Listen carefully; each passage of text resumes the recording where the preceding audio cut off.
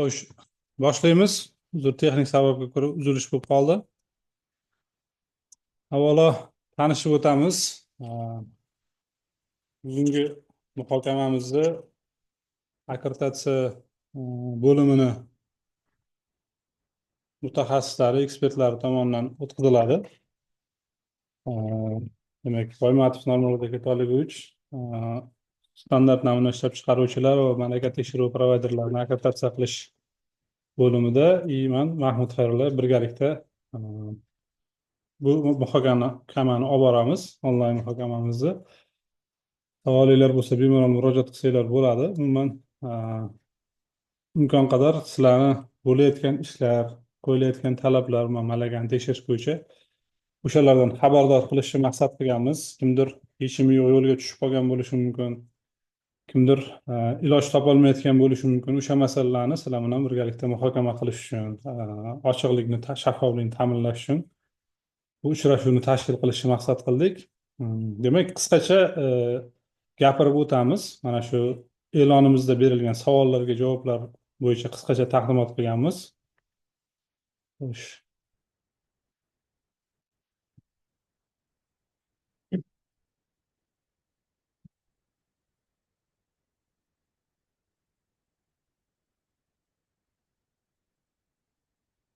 Hammaga ko'rinayotgan bo'lsa kerak. O'ylaymiz, ko'rinyapti hammaga. Xo'sh, demak, malakani tekshirish provayderi masalasi. Demak, birinchi savolimiz malakani tekshirish provayderida qatnashish nima degan savol edi. Har qanday laboratoriya o'ziga o'zi savol berish kerak. Ish faoliyatim qanchalik to'g'ri yo'lga qo'yilgan, natijani taqdim qilyapman, klientga beryapman. Qanchalik bu natijam ishonchli, noto'g'ri natijalardan qanday saqlansam bo'ladi, qanday saqlanish mumkin degan savolni o'ziga berish kerak. Xo'p, qatnashchilar orasida ruschaga ehtiyoj sezganlar bormi? Ruscha ham gapirib o'tish kerakmi?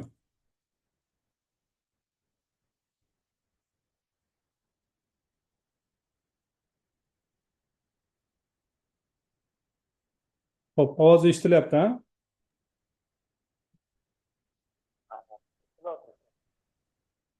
Demak, o'zbekcha o'tkazaveramiz. 100%. Ruschaga talabgorlar chiqmadi. Bunday qilish kerak endi. Nima deysiz? Olamjon aka?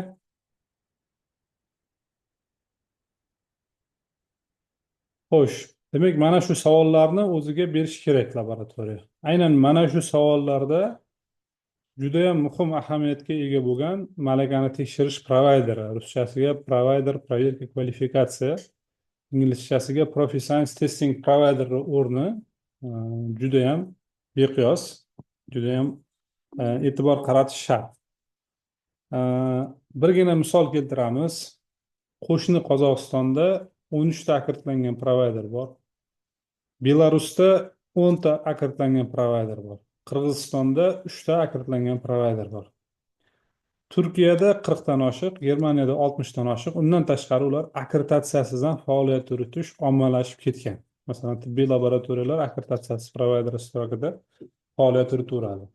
Nima uchun u narsa kerak? Chunki siz o'zingizni natijangizni boshqa laboratoriya bilan solishtirasiz.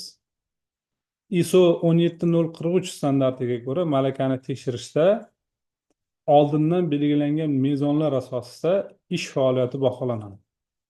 Oldindan belgilangan mezon nima? Mana masalan, mana shu qizil chiziqlar, rasmga e'tibor bersanglar, Z faktordagi qizil chiziqlar bular. Mana shu punktir chiziq bu ogohlantirish chegarasi bo'lsa, mana bu qizil chiziq predel действия, ya'ni harakat qilish kerak, chora ko'rish kerak bo'lgan chegara.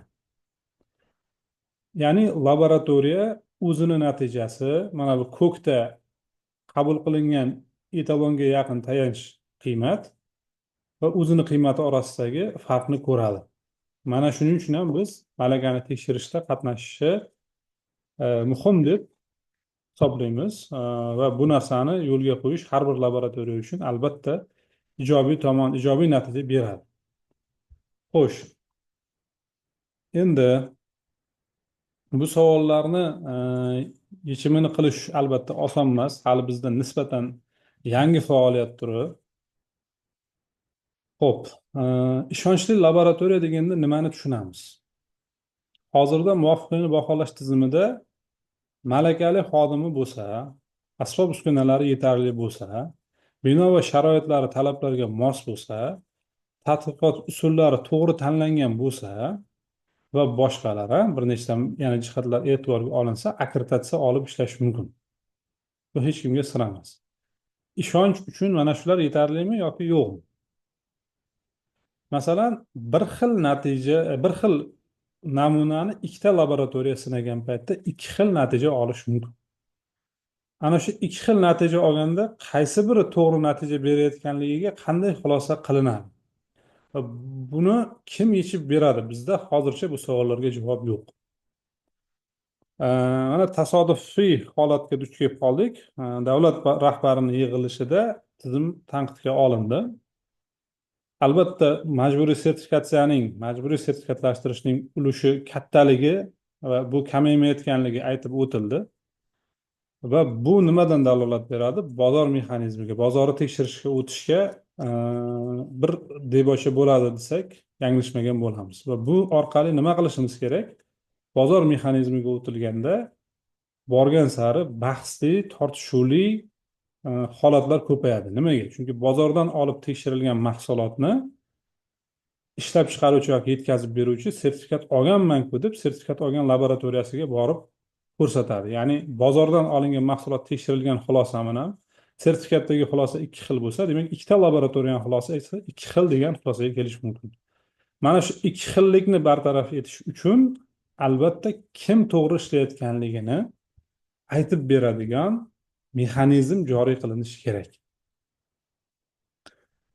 Ya'ni ikkita laboratoriya bitta bemorga nisbatan ikkita farqli natija bersa, nima bo'ladi? Xo'sh,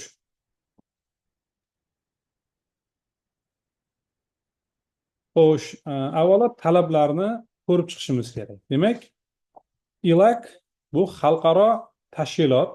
Bilasizlar, biz Butunjahon savdo tashkilotiga a'zo bo'lish uchun prezident tomonidan berilgan topshiriq, davlat rahbari tomonidan berilgan topshiriq, hukumatdan berilgan topshiriq asosida ish yurityapmiz. Buni bilasizlar. 349-sonli qaror bor. Vazirlar Mahkamasining qarorida akkreditatsiya markazining ustuvor vazifasi xalqaro ILAC tashkilotiga to'laqonli a'zo bo'lishni ta'minlashdan iborat. Qolaversa, davlat rahbari tomonidan xalqaro savdo tashkilotiga qo'shilish masalasi bugun dolzarb. 2026-yil oxirigacha bu vazifa qo'yilgan. Buning uchun WTO'ni asosiy talablaridan bittasi savdodagi texnik to'siqlarni bartaraf etish uchun ILAC-EMIRA kelishuvi bor. O'sha ILAC-EMIRA kelishuvida biz a'zolikni ta'minlashimiz kerak. Va bu a'zolikni ta'minlash o'z-o'zidan oson emas. ILAC-EMIRA kelishuvini a'zoligini ta'minlash uchun ILACni politikalari, hujjatlarini, ijrosini ta'minlashimiz kerak.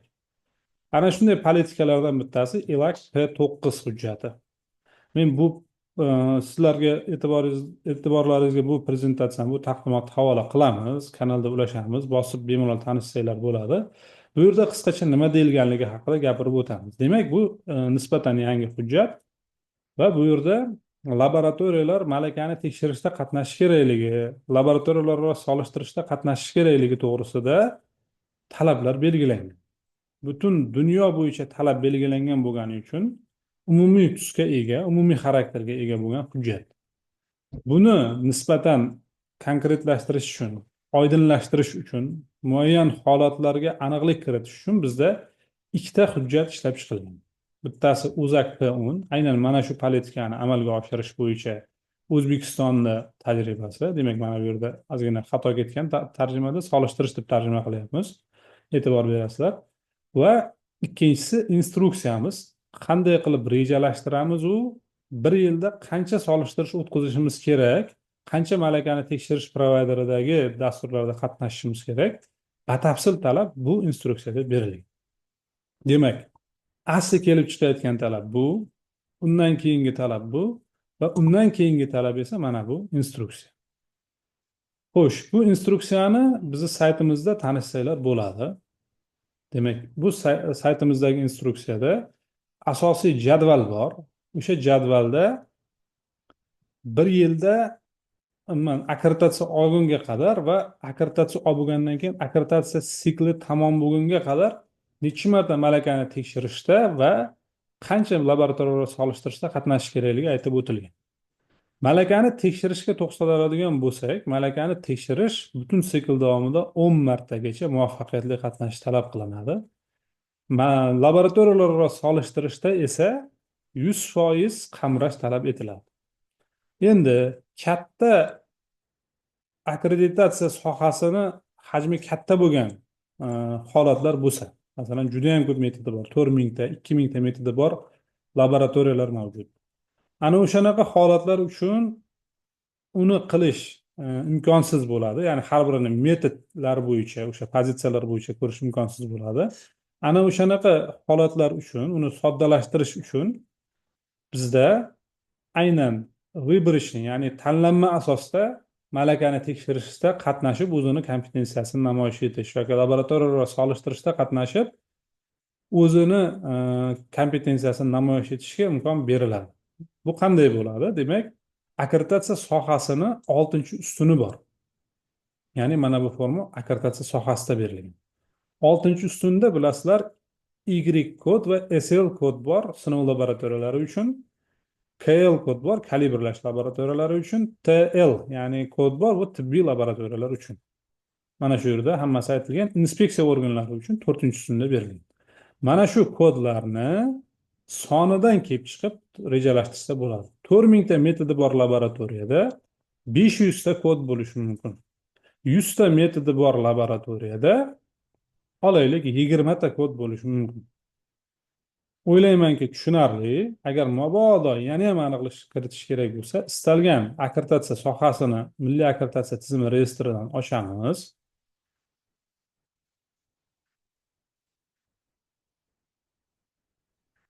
Demak, mana shu kodlar haqida gap ketyapti. E'tibor beringlar. 14-20 ni mana 5 ta pozitsiya bitta kodda turibdi. Bular bo'yicha bitta solishtirishni rejalashtirish yetadi sikl davomida. Tushunarli? Malakani topshirishni, malaka tekshirishni ham har yili har xil kodlar bo'yicha qilish kerak bo'ladi. Instruksiyamizda bu haqida yozilgan. Xo'sh.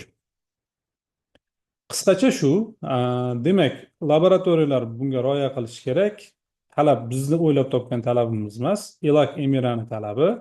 ELAC Emiradan keyin OZAK P1 talabi, OZAK P1 ni yana ham aniqlashtirib beruvchi talab bu OZAK Y07 ni talabi. Qolaversa 17025-772 bandida ham bu talab haqida aytib o'tilgan. Xo'sh, endi faoliyat sohasiga mos malakani tekshirish provayderini qanday topish mumkin? Biz bu taqdimotda har xil istochniklar, manbalarni kiritib o'tdik.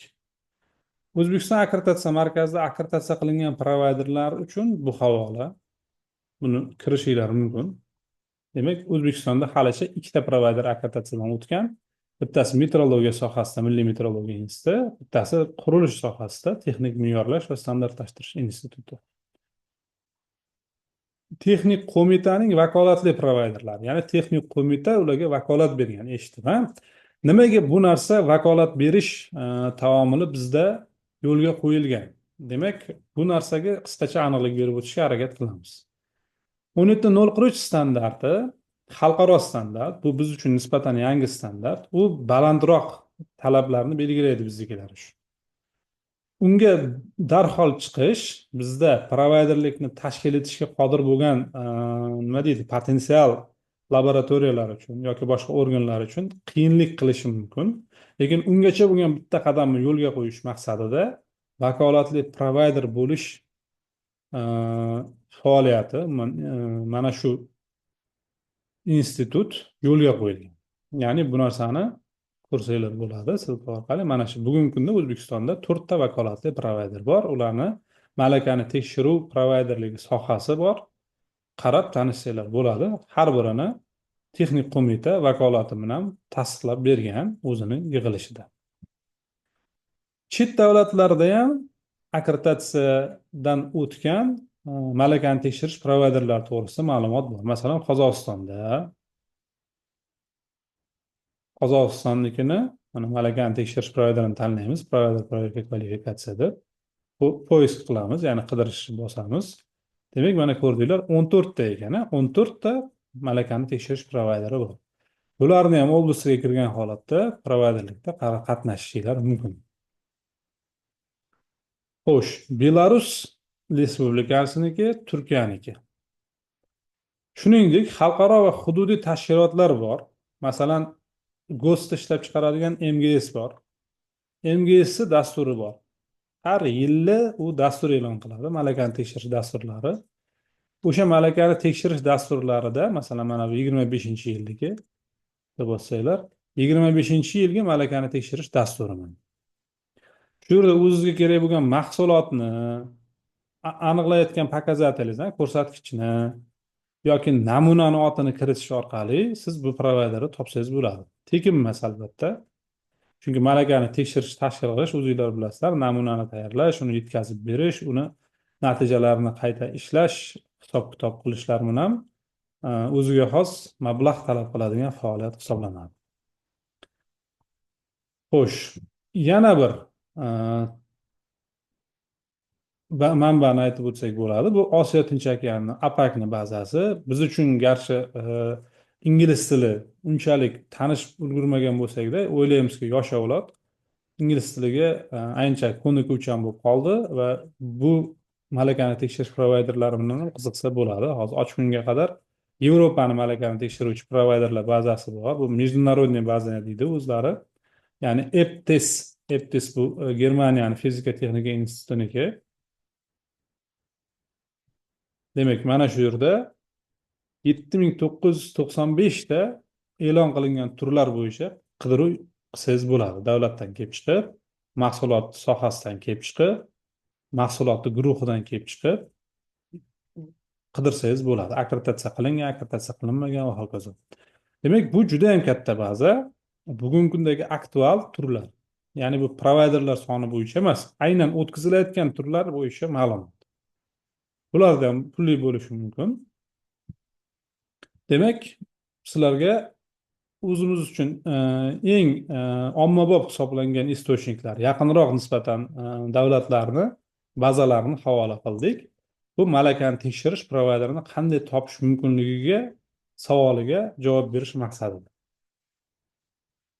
Endi faoliyat sohasiga mos malakani tekshirish provayderi topilmasa, qanday yo'l tutish kerak? O'z faoliyat yo'nalishingizga mos laboratoriya topasiz. U orqali ISO 17003 xalqaro standart talabiga mos ravishda solishtirish tashkil etasiz. Nima degani bu? Olaylik, 3 ta laboratoriya bor. Elektrni sifatini aniqlash bo'yicha bugun respublikada 3 ta laboratoriya bor ekan. Endi muayyan misol berayotganim uchun ma'zur tutasizlar. Endi bu aynan real misol bo'lgani uchun aytib o'tyapman.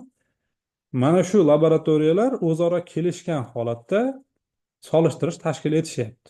Ya'ni biz bor ekanmiz, o'sha boshida berilgan savollar o'zi to'g'ri ishlayotgan ekanmizmi, yo'qmi? Ikkalamiz bitta mahsulotni sinab har xil xulosa bergan bo'lmaylik tag'in degan savollarga javob topish maqsadida avvalambor shuni maqsad qilish kerak.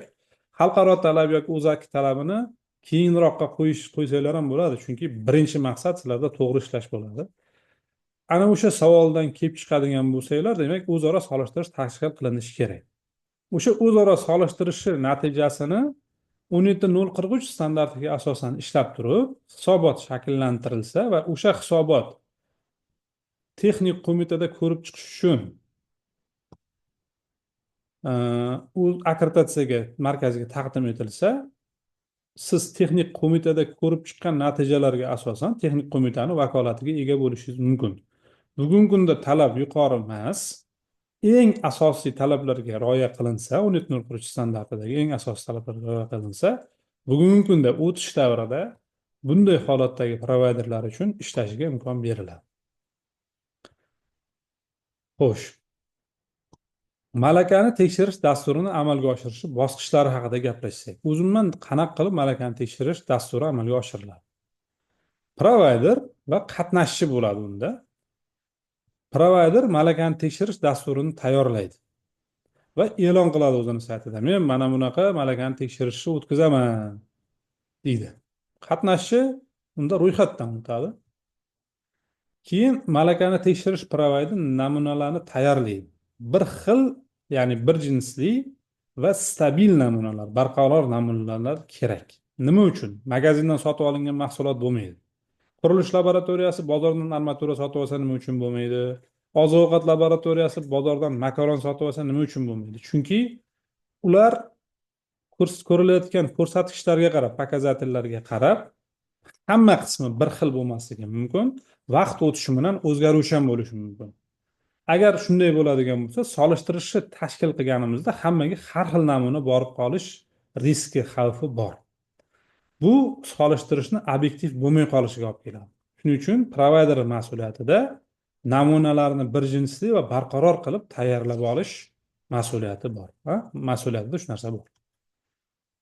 Va dostavka образцов namunalar yetkaziladi qatnashchiga. Qatnashchi namunalarni sinaydi va natijalar bo'yicha hisobot beriladi. Bu hisobotni provayderga laboratoriya testdan o'tkazgandan keyin tahlil uchun jo'natiladi. Provayder laboratoriyalardan olgan natijalarni tahlil qiladi. Biroz statistika o'tkazadi va statistikadan kelib chiqib hisobot tayyorlanadi. Hisobotda qatnashchining qanday natija qayd etganligi qatnashchiga xabar qilinadi. Bu yerda konfidensiallik ta'minlanishi shart, chunki har xil holat bo'lishi mumkin. Kim uchundir qora reklama bo'lib qolishi kerak emas. Mana shuni oldini olish muhim. Shunchaki provayderlik, malakani tekshirish provayderining vazifasini, doimiy takrorlanib turadigan vazifasini tushuntirishga harakat qildik. Va oxirida demak baholash ketadi. Baholashni demak qatnashchi amalga oshiradi, o'zidan kelib chiqib, qanaqa chora ko'rsam bo'lar ekan, nima qilsam bo'lar ekan deb xulosa qiladi. Xo'sh. Endi aytdikki, malakani tekshirish uchun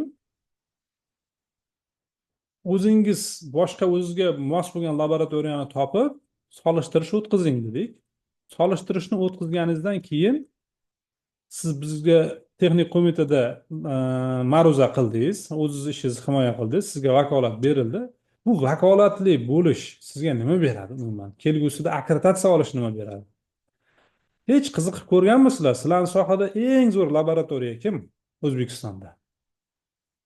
Ya'ni referent laboratoriya bormi? Sizni faoliyatingiz natijasi ustidan tushishi mumkin bo'lgan shikoyat va noroziliklarga qanchalik tayyorsiz?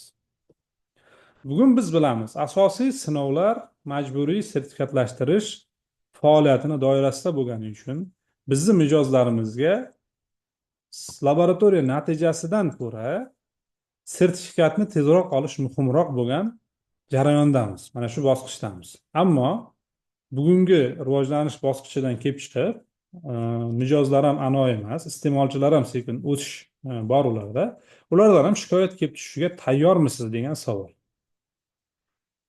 Endi yana bitta kichkina maqsad bor bu malakani tekshirish provayderi bo'lishdan. Moliyaviy holatni yaxshilanishiga ham zamin yaratishingiz mumkin. Nimaga? Chunki bu narsa orqali siz mehnat qilasiz, ma'lum xodimlarning faoliyatini yo'lga qo'yasiz va umuman o'zini sifati uchun, halolligi uchun, xolislik uchun qayg'uradigan laboratoriya uchun foydali natijalar beradi va siz malakani tekshirish provayderi orqali eng kam natijani qayd etyapsizmi va siz malakani tekshirish provayderimisiz shu O'zbekiston hududida, misol uchun, sizni sohada boshqa unday laboratoriya yo'qmi? Referent laboratoriyaman deb da'vogarlik qilishingiz mumkin. O'sha sohani regulyatoriga, vazirligiga murojaat qilgan holatda referent laboratoriyalikka da'vogarlik qilishingiz mumkin. Juda yaxshi bilasizlar, masalan, akkreditatsiyadan o'tgan laboratoriya va ma'qullashdan o'tgan laboratoriya va akkreditatsiyasi ham ma'qullashi ham bo'lmagan laboratoriyani uchalovini statusini juda yaxshi bilamiz. Oddiy sud jarayonida ham o'shanaqa laboratoriyalar o'rtasida bahsli holat bo'lib qolsa, sudning qarorini bilasiz. Akkreditlangan laboratoriya yutib chiqadi bunaqa holatda. Nega? Chunki akkreditatsiya xalqaro standart asosida deydi. Xuddi shunday ma'qullangan laboratoriya hech narsasi yo'q laboratoriyadan ustun hisoblanadi. Endi akkreditatsiyalangan laboratoriyalar orasida ustunlikka erishish uchun nima kerak? Malakani tekshirish provayderligini yo'lga qo'yib, ya'ni biz solishtirishni tashkil etyapmiz. Bizni natijalarimiz ularnikidan ko'ra etalonga yaqinroq degan xulosani bersangiz, albatta bunaqa joylarda sizga yordamchi bo'ladi. Va har qanday shikoyat va noroziliklarga javob berishingiz oson bo'ladi. Malakani tekshirish provayderi bo'lish uchun nima qilish kerak? Buni qisqacha tushuntirdik. Malakani tekshirish provayderi bo'lish uchun avvalo 17043 va ISO 13528 standartlari bilan asosiy talablari bilan tanish bo'lishimiz kerak, o'rganishimiz kerak. Akkreditatsiya markazi tomonidan o'tgan yili davomida hozir kirishga harakat qilib ko'ramiz. Biroz qotib ham turamiz. Darslar o'tkazilgan. 5 ta dars o'tkazildi. 5 ta dars videoga yozib olindi. Videoni sifati unchalik yaxshi bo'lmasligi mumkin, lekin o'rganaman degan odamga sifat unchalik ham muhim rol o'ynamaydi. 5 ta natija bo'yicha, 5 ta o'tkazilgan darslar bo'yicha biz akkreditatsiya markazining Telegram kanalida e'lon berganmiz. Unga kirish orqali u yerdagi hisob-kitoblar, o'tkazilgan misollarni, videolarni tanish orqali o'zingiz uchun foydali ma'lumot olsangiz bo'ladi. Malakani tekshirish uchun aynan 17043 standartining asosiy talablari nima, ISO 13528 asosiy talablari nima tanishib olishingiz mumkin. Xo'sh, buni o'zimizni Telegram kanali orqali ham ko'rsatsak bo'ladi. Bir daqiqa. Xo'sh.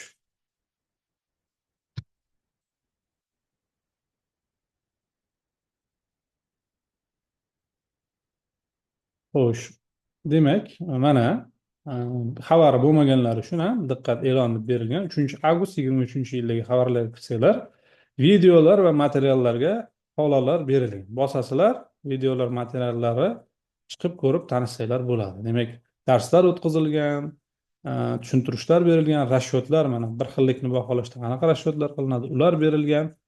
Xullas kalom, tanishinglar uchun qulay tarzda videolar qilingan, boshqa sharoitlar ham qilingan. Xo'p, malakani tekshirish raundini o'tkazing, o'rgangandan keyin laboratoriya toping, malakani tekshirish raundini turini o'tkazing. Natijalar bo'yicha hisobotni texnik qo'mitada muhokama qilish uchun UZAKka yuborishingiz mumkin. Pochtalarni ma'lumot uchun keltirib o'tdik. Yoki boshqa baholovchilarimiz orqali ham bog'lanishingiz mumkin, bemalol.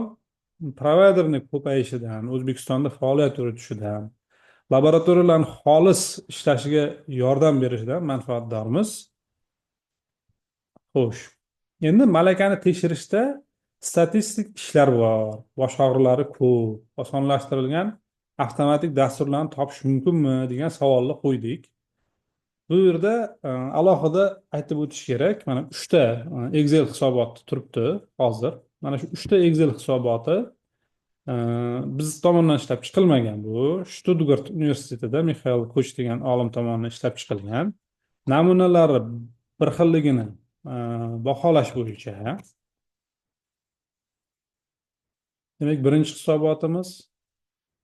Keyin bu yoqda qatnashchilardan olingan natijalarni ko'rish bo'yicha ikkinchi hisobotimiz. Demak, mana bu yerda bu yoqda Excel qilib ochishimiz kerak ekan. Xo'p, demak, mana buni открыть qilsanglar, Excel sifatida ochiladi. Bu yerda bir jinslikni baholash bor. Ya'ni nima qilasiz? Olaylik, oziq-ovqat mahsulotini sotib oldingiz, makaronni puldorligini o'lchamoqchi bo'lsangiz, puldorlikni o'lchash uchun bir 10 kilo makaron sotib oldingiz yoki 5 kilo makaron sotib oldingiz, uni har xil joylaridan namuna oldingiz, 10 ta, 2 tadan natija olib, natijalarni o'zingizni laboratoriyada sinovdan o'tkazdingiz, bu yoqqa kirgizsangiz, natija sizda SS degan natija chiqadi. O'sha SS qiymatiga qarab turib, uni bir xilligini to'g'risida xulosa qilsangiz bo'ladi. O'sha SS sizni sigma pitingizdan kichkina bo'lsa, sigma pitning 3dan biridan kichkina bo'lsa, ya'ni mana bundan kichkina bo'lsa, bir xil namuna ekan, solishtirishda qatnashsak bo'lar ekan deb xulosa qilsanglar bo'ladi. Faqat esdan chiqarmanglar, bu manbadan foydalanganda Mixail Kuchchi источники bu deb qo'yishinglar yaxshi bo'ladi. Chunki o'zini muallifi o'zini talabi shu. Ikkinchi adabiyotimiz endi qatnashchilardan natija oldingiz. Xo'p, endi nima qilamiz degan savol tug'iladi ko'pchilikda. Masalan, kimnidir sohasida 8 ta laboratoriya bor. 8 ta laboratoriyalar sinashni biladi. Ularga bir xil namunalar jo'natildi. Namunalar jo'natilgandan keyin ana endi nima qilamiz degan xulosa bor, masalan. Ana shunaqa xulosani ana shunaqa xulosani osonroq ko'rish uchun, demak, yana o'sha olimni Mixail Kuchchi adabiyoti bor. Xo'sh, chatda savollar bor ekan. O'zbekcha bo'laveradi, eshitilishi va ko'rinishi yaxshi. Registratsiyadan qayerdan o'tish lozim debdilar. Qaysi registratsiya haqida Saronasxon savolingizni aniqlashtirib olasiz? Xo'p, demak qaranglar, natijalar olamiz. Aynan Z faktor degan faktor bor, o'sha eng ommalashgan. Endi qisqacha ko'rsatib o'tamiz. Uni o'ziga xos jihatlarini keyingi bosqichlarda tushunib olaverasizlar. Z faktor degan tushuncha bor. Demak, Z faktorni iloji bo'lsa modulini, ya'ni plyusini aniqlaylar. Buning uchun o'zingiz qatnashayotgan laboratoriya natijasidan ayirasiz etalon natijani. Ya'ni siz etalon deb hisoblayotgan natijani, tayinlangan qiymat deb yozilgan, pripeshenniy qiymat kelgan va uni bo'lasiz S ga. Ya'ni sigma deb yozilgan yoqda S deb belgilaymiz soddaroq bo'lishi uchun. Demak, olaylik, laboratoriyalardan natijalar keldi. Olaylik, mana shu natijalar laboratoriyaniki. Mana shu natijalar laboratoriyaniki. 10 ta laboratoriyadan shu natijalarni oldik. 10 ta natijani kirgizamiz. 10 ta natijani kirgizdik. Ana endi kalkulyatda bossak, hisoblarni bossak, bizga XPT ni, ya'ni mana bu XPT ni qiymatini va S ni qiymatini avtomat hisoblab beradi. Bu birinchi bosqich uchun bo'ladi. Ya'ni solishtirish o'tkazib turib, mana shunaqa обработка qilsanglar bo'ladi. Endi shu yerda Z faktorini, mana shu faktorni har bir laboratoriya uchun baholab chiqishga harakat qilamiz. Birinchi laboratoriyada qatnashchini natijasi, ya'ni XI dan ayiramiz. Mana bu qiymatda. Bu nima? Bu XPT. Hozir yozib qo'yamiz yoniga va uni bo'lamiz S ga. S'imiz mana bu. STD deb yozilgan. Ya'ni XPT va S. Xo'sh. Bu yerda muhimi nima? Plyusini olinglar. Plyusini olish uchun ABS qo'yib qo'ysanglar oldiga bo'ldi, yetadi. Ya'ni qavsdan qo'yish kerak. Demak, mana shu qiymat birinchisida 1.76 chiqdi. Mezon nima Z qiymati uchun? Mezon Z qiymati uchun 2 dan kichkina bo'lsa, qoniqarli natija bo'ladi.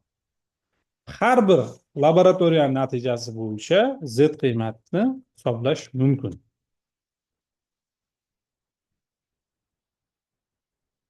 Demak, ko'rib turibsizlar, deyarli hammasida yaxshi, ammo bittasida 258 va 19 qolgan laboratoriyalarga nisbatan boshqacharoq natija ko'rsatgan.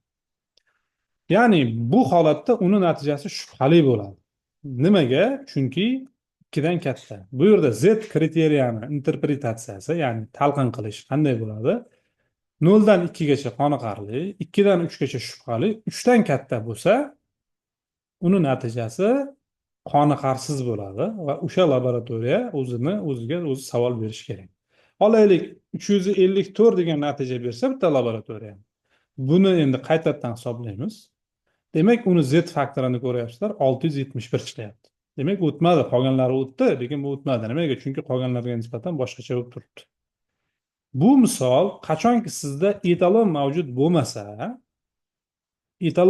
bo'lmasa, faqat laboratoriyalar natijasini asosidagina solishtirish o'tkazsangizgina mana shu adabiyotdan foydalansangiz o'rinli bo'ladi. Xo'sh, hurmatli tinglovchilar, hurmatli muhokamamiz qatnashchilari, qisqacha biz tushuntirishimiz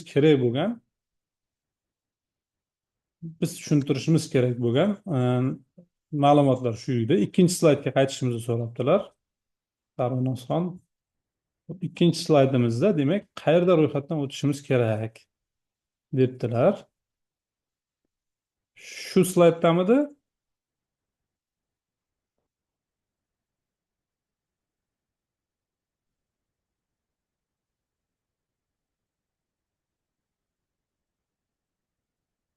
Xo'sh, bu yerda registratsiyadan o'tish haqida gap yo'q. Agar siz chet eldagi malakani tekshirish provayderlari bo'lsa, o'shalarda ro'yxatdan o'tish haqida gaplashayotgan bo'lsangiz, agar ro'yxatdan o'tish to'g'risida gaplashmadik shekilli. Gaplashdikmi? Ha, mana buni aytyapsizmi yoki registratsiya? Malakani tekshirish provayderiga murojaat qilsangiz, o'shanda malakani tekshirish provayderi, ha, bu menda qatnashar ekan deb o'ziga ro'yxatga olib qo'yadi. Shuni aytdim. Masalan, akkreditlangan malakani tekshirish provayderiga murojaat qilishingiz mumkin. Akkreditlangan malakani tekshirish provayderi esa sizda ro'yxatga o'tkazadi va sizga o'zini namunasini jo'natib, oxirida hisobot jo'natadi. Xo'sh, yana nima savollar bor, hurmatli muhokama qatnashchilari? Bemalol o'zinglarni qiynagan savollar bo'lsa, yoki taklifinglar bo'lsa, qiyinchilikka duch kelayotgan bo'lsanglar, murojaat qilishinglar mumkin. Biz qo'limizdan kelgancha yordam berishga tayyormiz.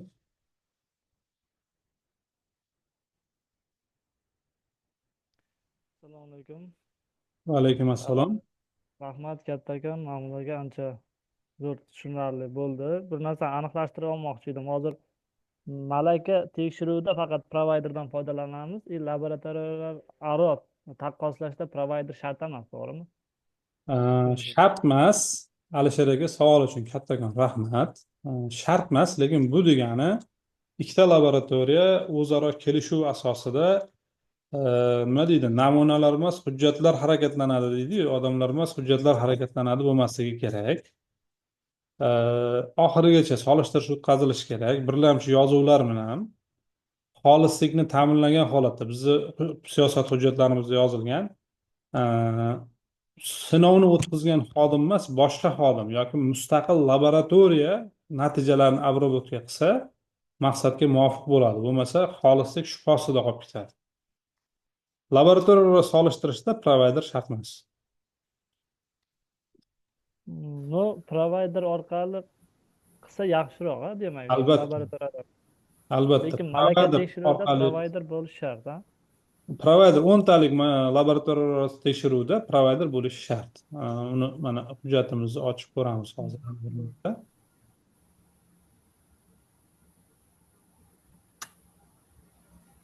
Xo'sh. Akkreditatsiya hujjatlarining ichida yo'riqnomalar bor. Yo'riqnomalarning ichida Y07 bor. Y07 ning ichida talablar bor. Demak, mana shu yerda butun sikl davomida 10 ta malakani tekshirish provayderida qatnashishi ILAK politikasi doirasida biz laboratoriyalar uchun talab sifatida yozganmiz. Bunda provayderda qatnashish shart. Qolgani 10 tadan tashqarisi, demak, laboratoriya solishtirish bilan amalga oshirilishi mumkin. Bunda ham xolislikni ta'minlagan holatda. Xolislikni ta'minlash bo'yicha savollar bo'lsa, xo'sh, bir daqiqa. Mana shu O'zAK Y07 hujjati bor bizni saytimizda. Hujjatlar, akkreditatsiya hujjatlariga kirasizlar. Akkreditatsiya hujjatlarining ichida yo'riqnomalar bor. Y07 ga kirsanglar, mana yuklab olishni bosasizlar. Demak, mana shu hujjatning ichida jadval bor. Jadvalda bitta sikl davomida malakani tekshirish va solishtirishda qatnashishi qanday rejalashtirishligi aytib o'tilgan. Tushunarli, Alisher aka? Tushunarli bo'ldi. Rahmat, ma'mulaga. Xo'sh, salomat bo'ling. Provayderlik huquqini olish uchun aynan laboratoriya bo'lishi shartmi? Ikki yoki undan ortiq shaxslar bilan provayderlik uchun ariza bersa bo'ladimi?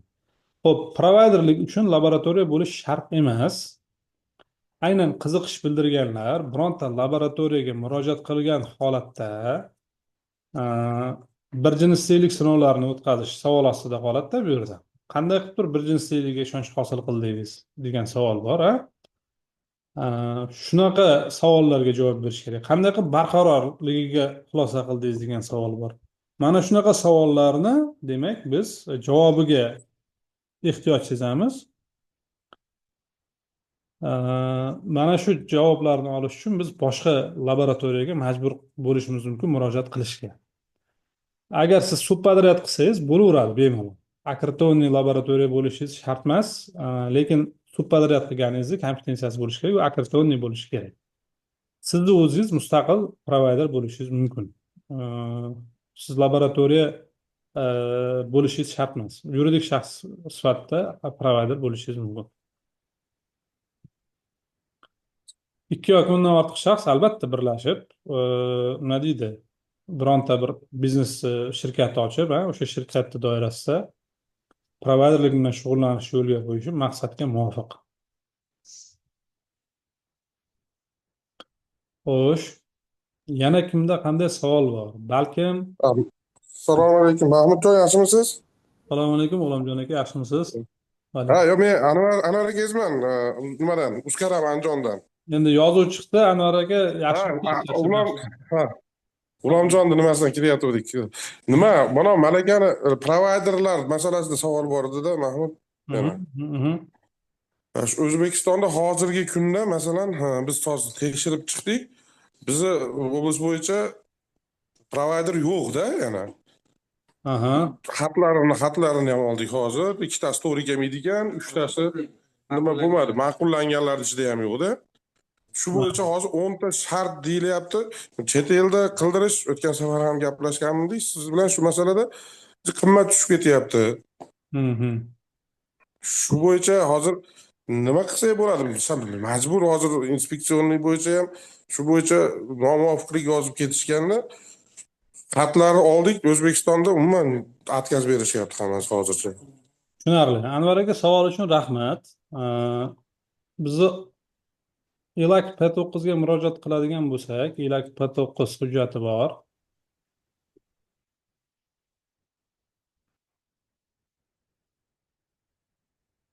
ILAK P9 hujjatida endi bu ILAK ekspertlari bizni tekshirayotgan paytda mana shu hujjat bo'yicha tekshiradi.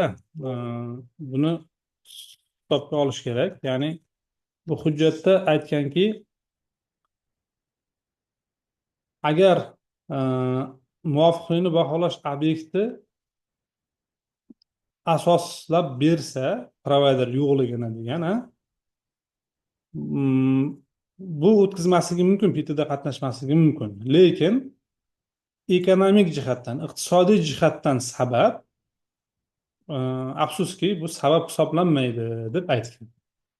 Ya'ni ILAK eksperti kelsa, xalqaro talabga o'rganmadinglarmi deb bizdan so'rashga to'g'ri kelishi mumkin. Endi shunga qaramasdan, sizni vaziyatingizni to'g'ri tushunaman, xalqaro talabga qaramasdan, mana demak, hozirni tarjimasini ham ko'rsatishimiz mumkin.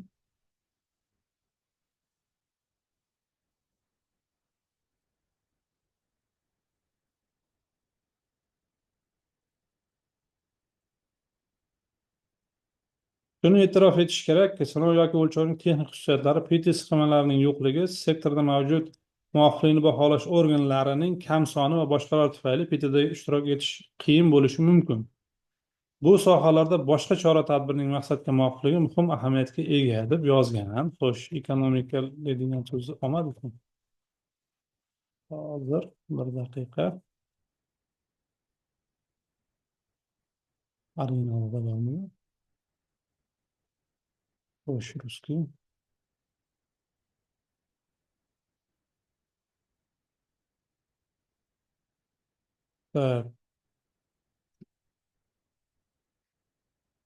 Ekonomik sababni sabab sifatida ko'rsatmagan. Endi hozir aytyapmizki, nimalar bo'lishi mumkin? Masalan, небольшое количество существующих лабораторий. Hop, yana bitta holat bor. Bir daqiqa.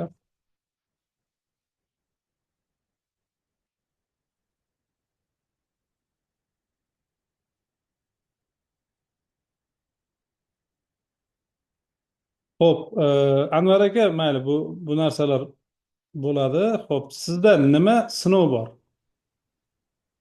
Bizda hali mashinasozlik bo'yicha Mhm, sinovlarda shu plastmassa, plastik qismlar, qoplamalar, kraska mahsulotlarining qoplamalari. mhm. Shu hozir nima bor ekan? Kim edi? Kulishov. Tushunarli. Qarang, mana Avtosozlar. ilak hujjatida aytilyapti-da. e, Logistika yoki ekonomika не всегда осуществимая как с точки зрения логистики, так и экономики. Поэтому аккредитационный орган должен ожидать, что орган по muvofiqlikni baholash organi определяет группу область технической компетентности как минимум одним методом испытания или измерения характеристики продуктом, которые связаны deb yozyapti. Ya'ni logistika yoki ekonomik jihatdan nesilsoобразный bo'lsa ham o'tkazishini kutish kerak, tekshirish kerak degan talabni bizga qo'yganda. Xo'p, Mhm. endi sizni hozir oblastingizni ochsam maylimi reyestrdan? Mayli. Xo'p, nechi nomeri? 0109 0109. Yaxshi. SL. Ko'raman, hozir to'xtab qolgan ekan. Shu bitta nomuvofiqlik bor-da shu. Tushunarli. Kod bo'yicha bormi sinov laboratoriyalari? Masalan, Kod sizni bo'yicha adashmasam, bor. bamferlaringda, bamferlarni sinaysiz. Bamper. Misol uchun, bamferi mustahkamligi bor, qattiqligi bor, to'g'rimi? Kimyoviy tarkibi bor, to'g'rimi? Yo'q, kimyoviy tarkibi bizda yo'q. Globalga izgib bo'yicha chiquvdik, nima deb javob berdi? Ular qurilish materiallari bo'yicha. Qurilish materiallari bo'yicha qilamiz deb. Hozir malakali nimasi tugagan. Keyin malaka nimasi u muddati tugagan deb chiqishdi. Avtosozlash yanagi kelajakda qo'shamiz deyishdi. Xo'p, qarang, Anvar aka, nima tavsiya qilinadi? Hech bo'lmaganda, demak, sizda plastik mahsulotlarni sinaydigan laboratoriyalar bor. Mayli, u mashinasozlik mahsuloti bo'lmasligi mumkin, lekin plastik mahsulotlarni sinaydigan laboratoriyalar bor. Razrivka, mustahkamlikka va boshqalarga. O'shalar orqali tur tashkil etish mumkin. O'shalar orqali tur tashkil etib, solishtirishni oxiriga yetkazish mumkin. Bu orqali kompetensiyani ko'rsatsa ham bo'ladi. Y kodni to'g'ri kelmasligi har doim ham nima deydi, otkazga sabab bo'lmaydi. Lekin agar juda ham farqli soha bo'lsa, masalan, armaturani uzilishi bilan tekstil material, to'qimachilik mahsulotining uzilishini aniqlash ikki xil narsa. Lekin sizda plastik mahsulot bo'lgani uchun bu narsani maqsadga muvofiq deb qarash mumkin. Ya'ni hech narsadan ko'ra, hech narsa qilmagandan ko'ra, hatto shunaqa yo'l bilan solishtirishni ta'minlash mumkin, hech bo'lmaganda. Tushunarli. Agar mabodo natijalarni qayta ishlash bo'yicha savol tug'ilsa yoki solishtirishni tashkil etishdagi qanday bo'lsa to'g'ri bo'ladi degan savollar tug'ilsa, biz qo'limizdan kelgan yordam berishga tayyormiz. Bo'ldi, xo'p. Rahmat katta javob uchun. Salomat bo'ling. Xo'p, qolgan tinglovchilarimiz, sizlarga ham yana murojaat qilib aytamiz. Qolgan ishtirokchilarimiz qandaydir masala bo'lishi mumkin, muammo bo'lishi mumkin, topolmayotgan bo'lishingiz mumkin. Nima savollar bo'lsa, murojaat qilsanglar, qo'ldan kelgancha javob beramiz. Assalomu alaykum ustoz. Alaykum assalom. Qashqadaryo O'zbekiston Jitel zavodidan Adhamman. Tamam. Biza neft mahsulotlari va gaz tahlillari bilan ishlaymiz, asosiy ishimiz laboratoriya tahlillari. O'tgan yil audit vaqtida aynan shu provayderlik masalasi bo'yicha juda ham ko'p nimalarga duch keldik. Qanaqadir o'zimizga bog'liq bo'lmagan muammolar desak ham bo'ladi uni. Biza chetdan provayderlik xizmatini ko'rsatadigan laboratoriyalar ham topdik. Asosan Amerika, Gollandiya shunaqa Yevropa mamlakatlaridan chiqib kelyapti bular. Aynan neft mahsulotlarini ispitani.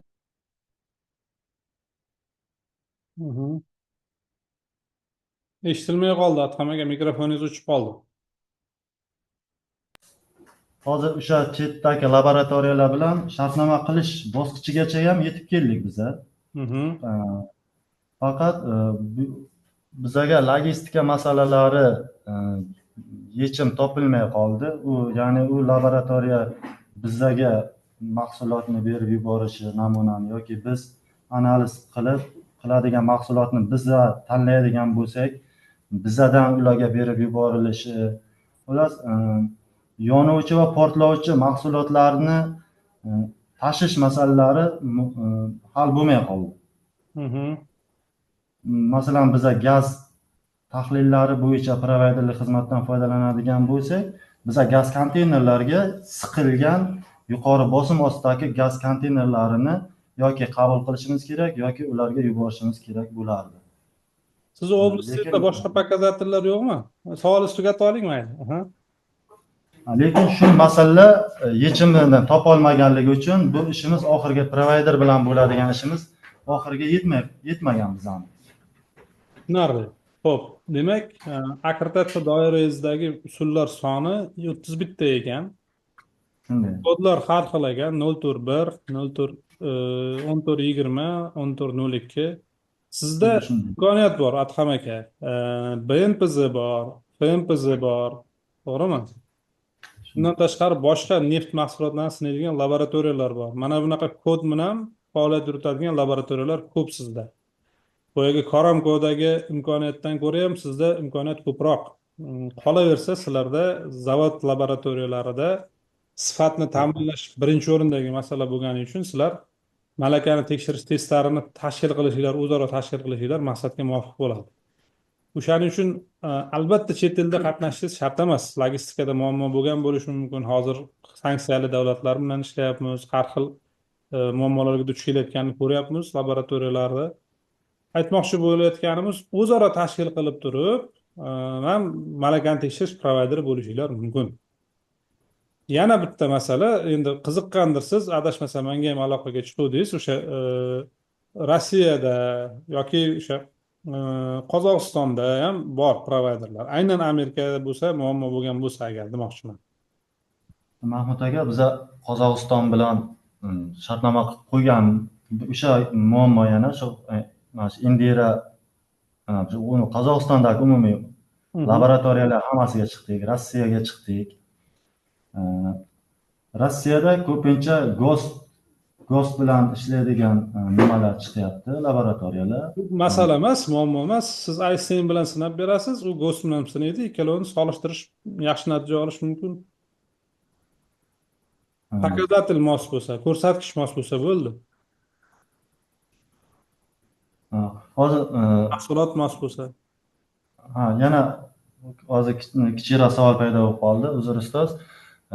Masalan, O'zbekistondagi yirik korxonalardan Farg'ona neft qayta ishlash, Buxoro neft qayta ishlash, keyin Cho'rtan gaz kimyo majmuasi, 3 ta chet elda ham qo'shadigan bo'lsak, 4 ta korxona o'zaro bitta shartnoma qilib, uni 17.04 provayderlik xizmati bo'lmasa ham o'zaro solishtirib hisobot ko'rinishida keltirilsa, ertaga provayderlik xizmatdan aynan 7.1 bandi bo'yicha himoya qila olamizmi? Xuddi shunday.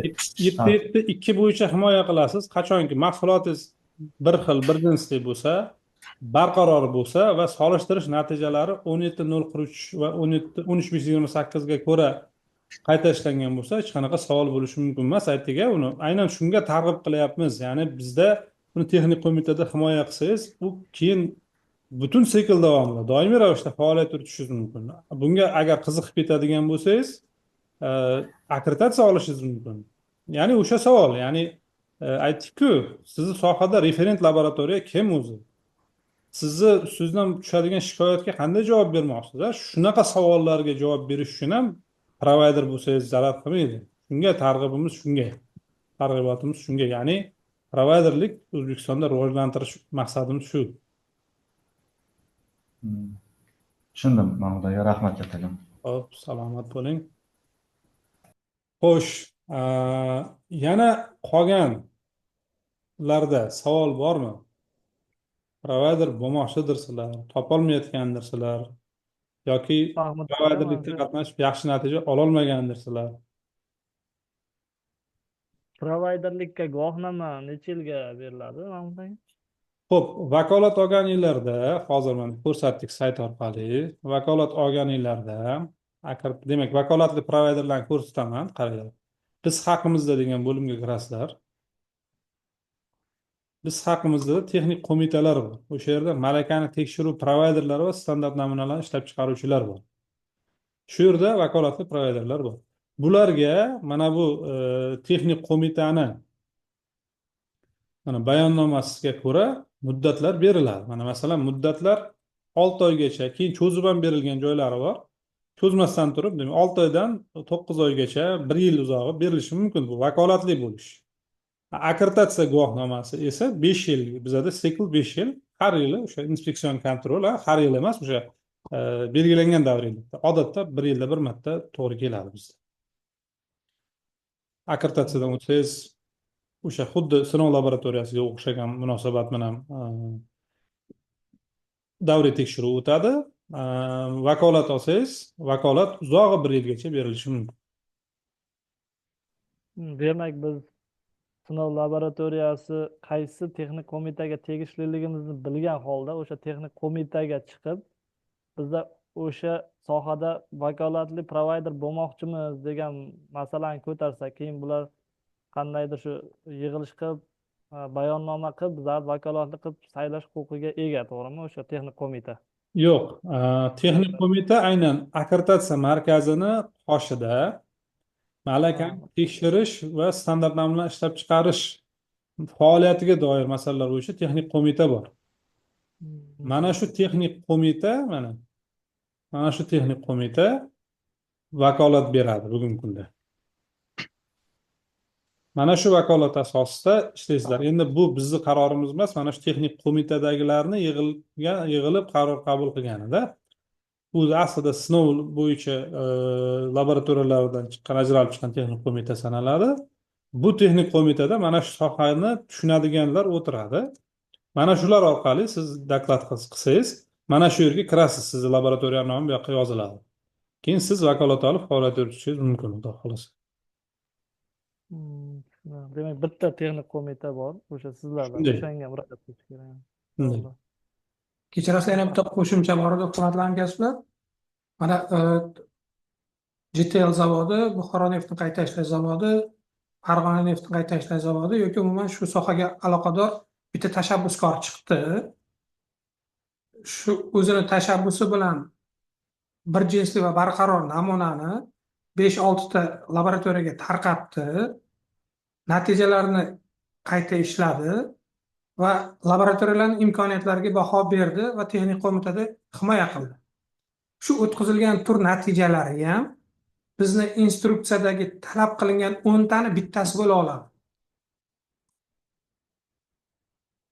Malakani baholash provayderdagi ishtiroki, ijobiy ishtiroki bilan bog'liq masala 10 tani bittasi shu bilan yechiladi. Ya'ni o'zini imkoniyatlarini baholab himoya qilish uchun qilgan harakati ham, qolgan laboratoriyaning shu jarayondagi ishtiroki ham ular uchun bir mehnat sifatida baholanadi. Tushunarli. Demak, harakat qilish kerak. Ya'ni birgalikda ishlashga harakat qilish kerak. Laboratoriyalar bir xil, bir-biriga yaqin sohadagi laboratoriyalar birgalikda ishlab, solishtirish tashkil qilib, solishtirishni sifatli tashkil qilish yo'lga qo'ysa, albatta bu laboratoriyalarimiz o'rtasida o'sishga, ya'ni muvofiqlikni baholash, nimanidir ko'rsatkichini sinovini yoki o'lchashini takomillashishiga zamin yaratadi. Buni hech qanaqa shubhasi yo'q. Bu mubolag'asiz gap, hech qanaqani oshirib toshirib gapirilayotgan gap emas. Bu real haqiqat. Agar podkastimizni ko'rgan bo'lsanglar, biz tibbiy laboratoriyalardagi muammoni ko'tardik. Ya'ni tibbiy laboratoriyalarda muammo jiddiyda. Ya'ni tibbiy laboratoriyalarda natijani har xil chiqishi nimaga olib kelgan?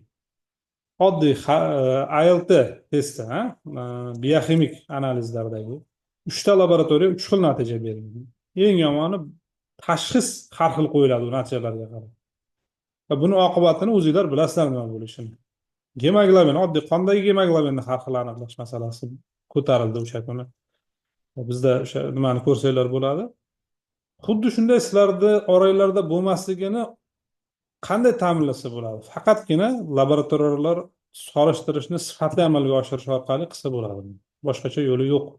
Butun dunyoni tajribasi shu. Xo'sh, hurmatli hamkasblar, hurmatli muhokamamiz qatnashchilari, yana nima savollaringiz bor?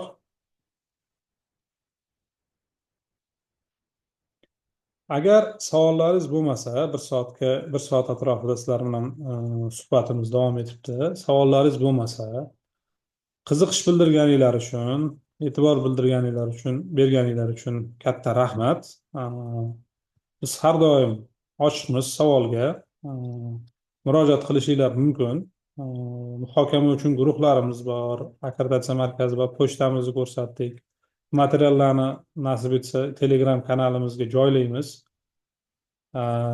Sizlarni faoliyatingizga omad tilaymiz. Kattakon rahmat. Salomat bo'linglar, yaxshi ishlanglar. Rahmat e'tiboringlar uchun. Katta rahmat hurmatli hamkasb e'tibori uchun. Sog' bo'linglar. Salomat bo'linglar. Chatda yozayotgan ekansizlar. Endi e'tibor qildik.